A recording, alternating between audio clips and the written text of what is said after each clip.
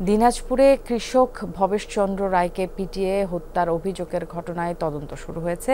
এখন পর্যন্ত কোনো মামলা হয়নি। শনিবার বিকেলে বিরলের বাসুদেবপুর গ্রামে নিহতের বাড়ি পরিদর্শন করেন উপজেলা নির্বাহী কর্মকর্তা ইশতিয়াক আহমেদ। নিহত স্বজনরা জানায়, বৃহস্পতিবার বিকেলে পার্শ্ববর্তী এলাকার রতন, আতিক, মুন্না সহ কয়েকজন যুবক বাড়ি থেকে ভবেশকে ডেকে নিয়ে যায়।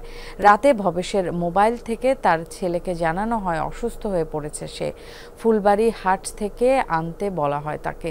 এ সময় পরিবারের লোকজন সেখানে ছুটে গেলে ভবেশকে অচেতন অবস্থায় দেখে তারা।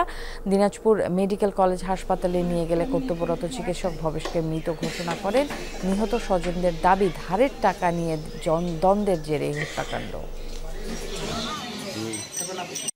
টাকা নিলে কি মানুষ মারা যায়? যায় না তো।